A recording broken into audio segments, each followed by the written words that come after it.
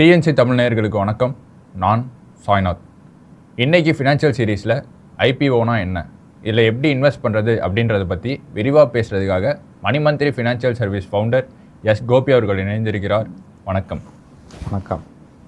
Okay, இந்த ஐபிஓனா என்ன, இதில் இன்வெஸ்ட் பண்ணுறவங்க என்னென்னலாம் தெரிஞ்சுக்கலாம்? ஐபிஓன்றது ஒரு இனிஷியல் பப்ளிக் ஆஃபர், ஒரு கம்பெனியோட ஷேர், அதை வந்து ஸ்டாக்னு சொல்லுவோம். நீங்கள் இதை பற்றி தெரிஞ்சுக்கிறதுக்கு முன்னாடி நீங்கள் இன்னும் 2 விஷயம் தெரிஞ்சுக்கணும். ஸ்டாக் எக்ஸ்சேஞ்சு, அலாட்மெண்ட்டு இதெல்லாம் தெரிஞ்சுக்கிட்டிங்கன்னா ஐபிஓ பற்றி தெரிஞ்சுக்கிறதுக்கு ஈஸியாக இருக்கும். ஸ்டாக்னால் என்ன? ஸ்டாக்குன்றது ஒரு கம்பெனியோட ஷேர், இந்த கம்பெனியோட ஓனர்ஷிப்பில் ஒரு பார்ட். ஸோ நீங்கள் எந்த மாதிரி ஸ்டாக்ஸ் வச்சுருக்கீங்க, எவ்வளோ ஸ்டாக்ஸ் வச்சுருக்கீங்க, அதுக்கு தகுந்த மாதிரி உங்களோட ஓனர்ஷிப்பில் எந்தளவுக்கு ரைட்ஸ் இருக்குது அப்படின்றது தான். ஸ்டாக்னால் என்னென்னு நீங்கள் ஃபஸ்ட்டு தெரிஞ்சுக்கணும்.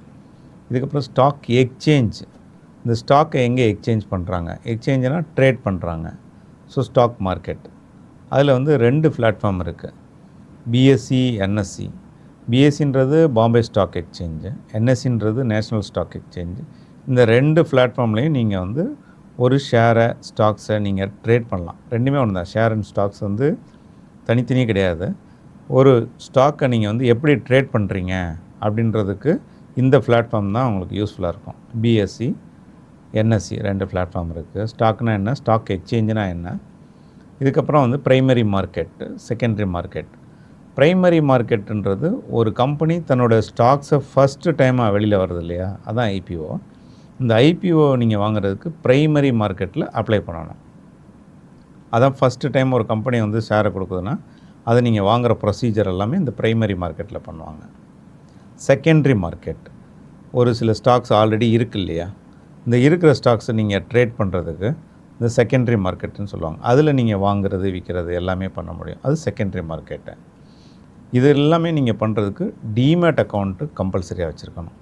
டிமேட் அக்கௌண்ட் அப்படின்றது வந்து நீங்கள் எப்படி பேங்க் அக்கௌண்ட் வச்சு அதில் மணி வந்து ட்ரான்ஸ்ஃபர் பண்ணிக்கிறீங்களோ, அதே மாதிரி இந்த டிமேட் அக்கௌண்ட்டில் இந்த மாதிரி ஷேர்ஸ், பாண்ட்ஸ் எல்லாத்தையுமே நீங்கள் ட்ரான்ஸ்ஃபர் பண்ணலாம், வாங்கலாம். எல்லாமே ஹோல்ட் பண்ணுற இடம் தான் டிமேட் அக்கௌண்ட். பேங்க் அக்கௌண்ட்டில் நீங்கள் உங்களோட மணி வேல்யூ இருக்கும், டிமேட் அக்கௌண்ட்டில் உங்களோட இன்வெஸ்ட்மெண்ட்ஸ் வேல்யூ நம்பர்ஸில் இருக்கும். இதுக்கப்புறம் நீங்கள் கேஒய்சி க்ளீனாக இருக்கா அப்படின்றது தான்.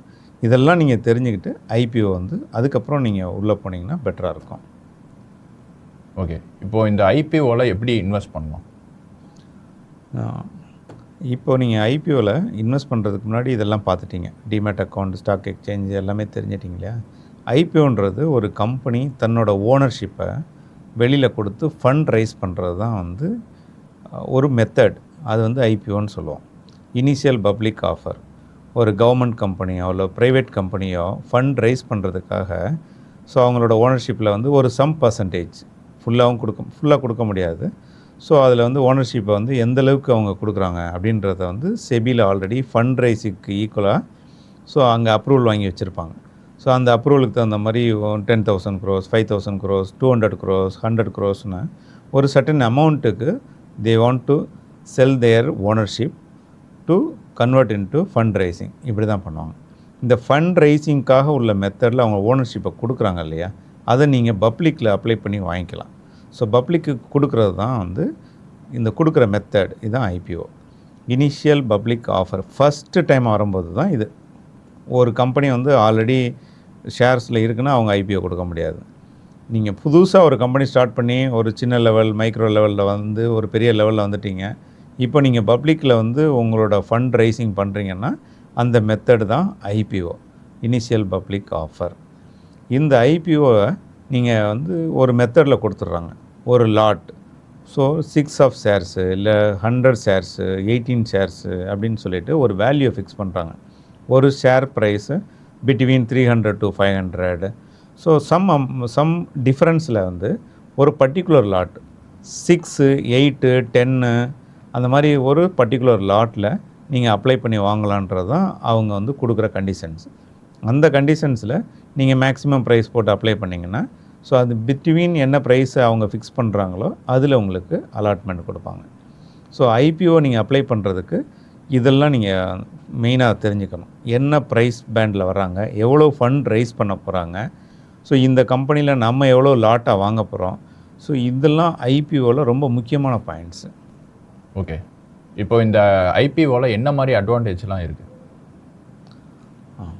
ஐபிஓன்றது வந்து ஒரு புதுசாக ஒரு கம்பெனி வந்து பப்ளிக்கு வருது. ஸோ அந்த கம்பெனி வந்து உங்களுக்கு எந்த அளவுக்கு வந்து கான்ஃபிடென்ட் இருக்குது, இந்த கம்பெனி ஃப்யூச்சரில் நல்லா பண்ணுவாங்க, இந்த ப்ராடக்ட்ஸ் பெட்டராக இருக்குது, அவங்களோட டைரக்டரு, அவங்க நாலேஜு, கம்பெனியோட ஒர்த்து, ஸோ பேக்ரவுண்ட் இதெல்லாம் தெரிஞ்சுட்டு நீங்கள் இன்வெஸ்ட் பண்ணுறது ஃபஸ்ட்டு டைம் கொஞ்சம் ஹை ரிஸ்க்கு தான் வச்சுக்கோங்க. சில ஐபிஓவில் வாங்கும்போது ஸ்டாக் ப்ரைஸஸ் வந்து ஓப்பன் ஆனோடனே 10%, 11%, 18%, 25%லாம் போகும். சில ஐபிஓஸில் பார்த்திங்கன்னா வாங்கும்போது டவுன் சைடும் ஆகும். இது அப் சைடும் போகும், டவுன் சைடும் போகும். கொஞ்சம் ஹை ரிஸ்க்கு தான். But most of the IPOs வந்து நிறைய ஐபிஓ வாங்குறதுக்குன்னே ஒரு சில கஸ்டமர்ஸ் வந்து அவங்க ஐபிஓ கஸ்டமர்ஸ் ஐபிஓ மட்டுமே வாங்குவாங்க. அந்த மாதிரி ட்ரெண்டிங்லலாம் நிறைய பேர் இருக்காங்க. ஸோ அவங்கெல்லாம் எந்த கம்பெனியில் எவ்வளோ லாட்ஸ் வாங்கலாம், எவ்வளோ இன்வெஸ்ட் பண்ணலான்னு தெரிஞ்சு பேக்ரவுண்ட் தெரிஞ்சு இன்வெஸ்ட் பண்ணுவாங்க. நெட் டு நெட் இது வந்து ரிஸ்க்கு தான் வச்சுக்கோங்க. ஒரு கம்பெனி ஆல்ரெடி வந்திருக்கு, அந்த ஸ்டாக்ஸ் எப்படி மூவ் ஆகுது அப்படின்னு பார்க்குறதுக்கும், புதுசாக ஒருத்தவங்க வரப்போகிறாங்க, அவங்கள்ட்ட நம்ம எவ்வளோ இன்வெஸ்ட் பண்ண போகிறோம், இது எப்படி போகும், பாசிட்டிவாக எவ்வளோ ரிட்டர்ன்ஸ் கொடுக்கும், நெகட்டிவ் போகுமா, இதெல்லாமே தெரியாது. அந்த ரிஸ்க் எடுத்து நீங்கள் இன்வெஸ்ட் பண்ணுறது தான். ஸோ அட்வான்டேஜ்னு பார்த்தீங்கன்னா உங்களுக்கு ஃபஸ்ட்டு ப்ரைஸ் கிடைக்கும். இப்போ ஒரு 186 மினிமம் பேண்ட் அப்படின்னு சொல்லி ஒரு ரேட்டு கொடுக்குறாங்கன்னா, இது சடனாக ஓப்பன் ஆகும்போது 250, 300ன்னு போகுதுன்னு வச்சுங்க, 186 உங்களுக்கு அட்வான்டேஜ். இதுதான் நீங்கள் மெயின் அட்வான்டேஜாக பார்க்கணும். அலாட்மெண்ட் கிடைக்குது இல்லையா, அலாட்மெண்ட் கிடைச்சிருச்சுனாலே உங்களுக்கு ஃபுல் அலாட்மெண்ட் சில இதில் கிடைக்கும், அதெல்லாம் லக்கி தான். ஸோ நம்ம வந்து அந்த ப்ரைஸில் நம்ம வந்து வாங்குறது, இந்த அட்வான்டேஜ் தான் நீங்கள் பார்க்கணும். ஓகே, ஐபிஓவில் இன்வெஸ்ட் பண்ணால் ஷேர் அலாட்மெண்ட் எல்லாத்துக்கும் கிடச்சிருமா? ஆமாம், இது ஒரு முக்கியமான விஷயம். நீங்கள் ஐபிஓவில் அப்ளை பண்ணும்போது அந்த கம்பெனி வந்து ஒரு லிமிட்டட் அமௌண்ட்டுக்கு தான் வந்து ஃபண்ட் ரைசிங் பண்ணுது. 2000 crores 100 crores ஒரு லிமிட்டில் தான் வந்து they got an approval for collecting money. இதில் வந்து நல்ல குட் கம்பெனின்னு நினச்சி நீங்கள் எல்லாருமே நிறைய பேர் இன்வெஸ்ட் பண்ணுறீங்க. ஸோ நிறைய அமௌண்ட் ஆஃப் இன்வெஸ்ட்மெண்ட்ஸு உள்ளே வருது. அப்போ என்ன ஆகும், நீங்கள் கலெக்ட் பண்ணுற அமௌண்ட்டை விட அதிகமான பேர் சப்ஸ்கிரிப்ஷனுக்கு ரெடியாக இருக்காங்கன்னா, அப்போ ஓவர் சப்ஸ்கிரிப்ஷன், அதாவது ஒரு 2 times 3 times 5 timesலாம் போகிற மாதிரிலாம் இருக்கும். அந்த மாதிரி டைமில் அவங்க என்ன பண்ணுறாங்க, அலாட்மெண்ட்டுக்கு ஒரு டெசிஷன் எடுக்கிறாங்க. எப்படி எடுக்கிறாங்க, ஸோ ஒரு பேசிஸில் இவங்களோட ஃபஸ்ட்டு கேஒய்சி செக் பண்ணி பார்க்குறாங்க. நீங்கள் அப்ளை பண்ண அப்ளிகேஷன் கரெக்டாக இருந்துச்சுன்னா அது வேலிட் அப்ளிகேஷன் ஃபஸ்ட்டு. அதுக்கப்புறம் category, retail, HNI, corporate, so இந்த மாதிரி கேட்டகிரி வச்சுருக்காங்க. அந்த கேட்டகிரியில் என்ன பர்சன்டேஜில் எப்படி அலாட் பண்ணணும், இதை வந்து ரெஜிஸ்டார் டிசைட் பண்ணுறாரு. அந்த கம்பெனியோட ரெஜிஸ்டார்னு ஒருத்தவங்க இருப்பாங்க, அவங்க தான் இதை டிசைட் பண்ணுறாங்க என்ன மாதிரி அலோகேஷன்ஸ் கொடுக்கணும் அப்படின்னு. இந்த ஓவர் சப்ஸ்கிரிப்ஷன் கேஸில் என்ன ஆகுனா, உங்களுக்கு எப்படி பர்சன்டேஜில் யாருக்கு என்ன கேட்டகிரிக்கு என்ன அமௌண்ட் ஆஃப் லாட்டை வந்து அவங்களுக்கு கொடுக்கணும் அப்படின்றத இந்த ரெஜிஸ்டார் டிசைட் பண்ணி அலோகேட் பண்ணுறாங்க. இதில் 3 மெத்தடு. ஃபுல் அலாட்மெண்ட், உங்களுக்கு ஃபுல் அலாட்மெண்ட்ஸ்னால் நீங்கள் அப்ளை பண்ண அப்படியே உங்களுக்கு கிடச்சிருக்கு. 6 லாட்டு ஒரு ப்ரைஸ் பேண்டில் நீங்கள் பண்ணியிருக்கீங்கன்னா உங்களுக்கு அலாட்மெண்ட் கிடச்சிரும். பார்ஷியல் அலாட்மெண்ட், நான் வந்து இத்தனை லாட் நான் அப்ளை பண்ணியிருக்கேன், ஒரு 2 லாட் 3 லாட். லாட்டுன்றது ஒன்றும் இல்லை, நம்பர் ஆஃப் ஷேர்ஸு. ஸோ 6 ஷேர்ஸுன்றது ஒரு லாட்டுன்னு சொல்லுவாங்க. ஸோ அந்த மாதிரி நீங்கள் வந்து எவ்வளோ அப்ளை பண்ணியிருக்கீங்களோ அதில் பார்ஷியலாக உங்களுக்கு கொடுக்குறாங்கன்னு வச்சுக்கோங்க. பேலன்ஸ் அமௌண்ட்டை க்ரெடிட் பண்ணிடுவாங்க, அது பார்ஷியல் அலாட்மெண்ட். நோ அலாட்மெண்ட், உங்களோட அப்ளிகேஷன் ரிஜெக்ட் ஆகுது, இல்லை இந்த கேட்டகரியில் இவங்களுக்கு எலிஜிபிலிட்டி இல்லை, இவங்களுக்கு அலாட்மெண்ட் கிடையாது, ஸோ இந்த பேன் 2 தடவை வந்திருக்கு, இதெல்லாம் பார்த்துட்டு அந்த ரெஜிஸ்டார் நோ அலாட்மெண்ட்ஸ்னு கொடுக்கலாம். இதெல்லாமே உங்களுக்கு கம்யூனிகேஷன் இந்த ஐபிஓ பீரியட் முடிஞ்ச ஒரு 3 daysல உங்களுக்கு கம்யூனிகேஷன் வந்துடும், அலாட்மெண்ட் கம்யூனிகேஷன்ஸ். ஸோ இது வந்து அலாட்மெண்ட் வந்து உங்களோட சப்ஸ்கிரிப்ஷனை பொறுத்து, டிமாண்டை பொறுத்து. நிறைய சப்ஸ்கிரிப்ஷன் வந்துச்சுன்னா உங்களுக்கு அலாட்மெண்ட் கிடைக்கிறது கஷ்டம்.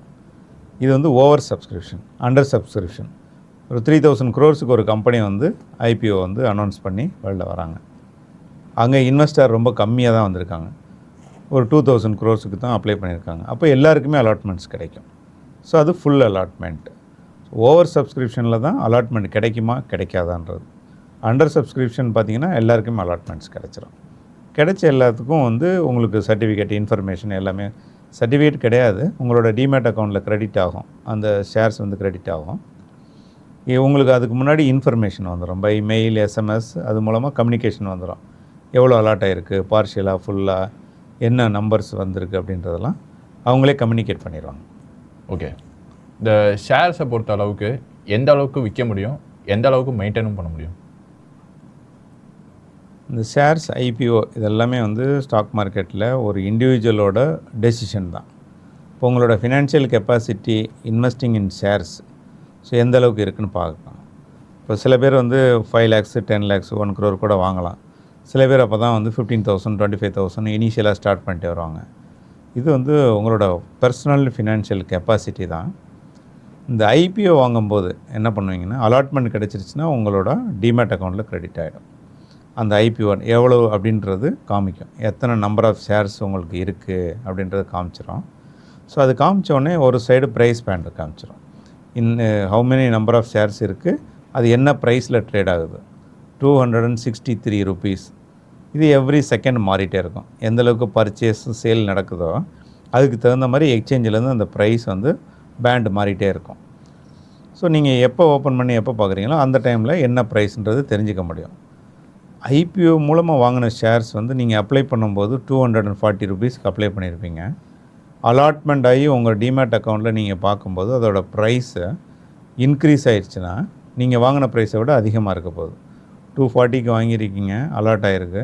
நீங்கள் அன்றைக்கி ப்ரைஸ் ஓப்பன் ஆகும்போது பார்க்குறீங்க 293 இருக்குது, பாசிட்டிவாக இருக்குது, இல்லை 180 இருக்குது. இதெல்லாம் அந்த டிஃப்ரென்ஸ் அதுக்கப்புறம் லைவாக வந்துடும்.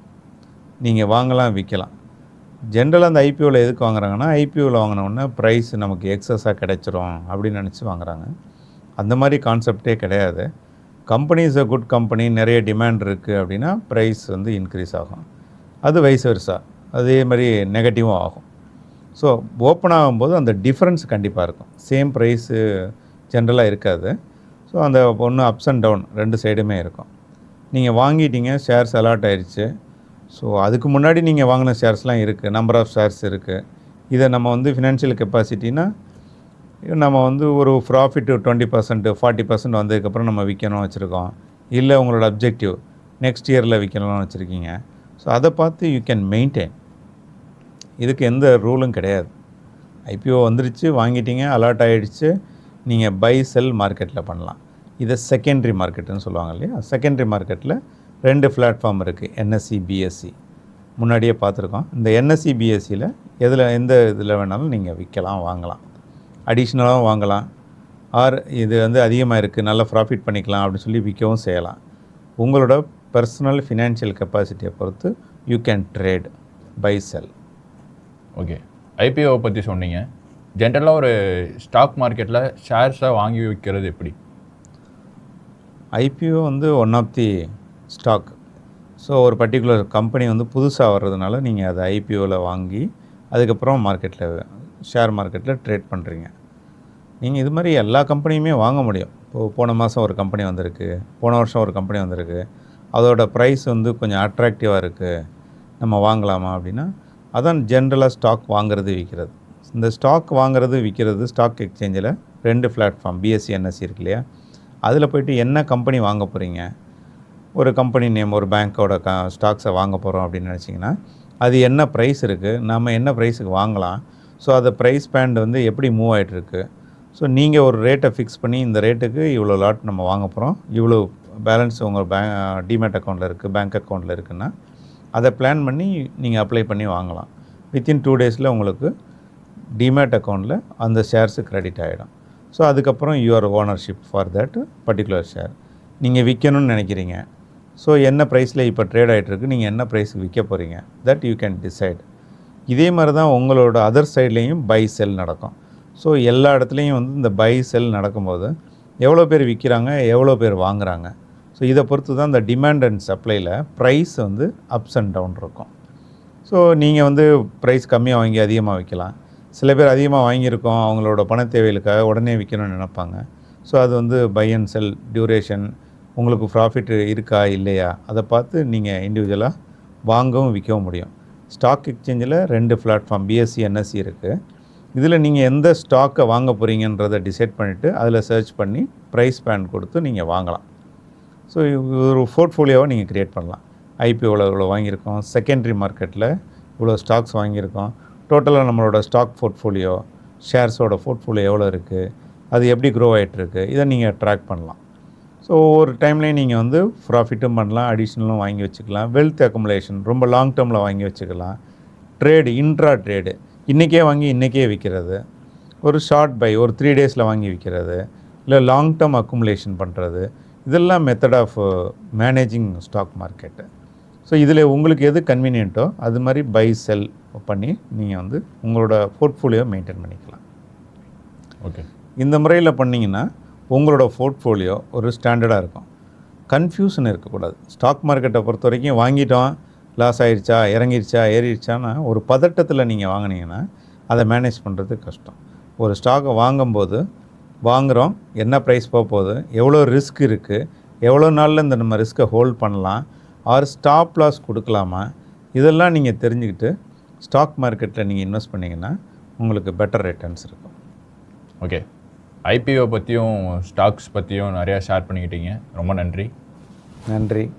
இது போன்ற இன்ஃபர்மேஷனை தெரிஞ்சுக்க எங்களுடைய யூடியூப், ஃபேஸ்புக், இன்ஸ்டாகிராம் போன்ற சோஷியல் மீடியா பிளாட்ஃபார்ம்லையும் எங்களுடைய இணையமான tnctamil.com இணைந்திருங்க. நான் சாய்நாத்.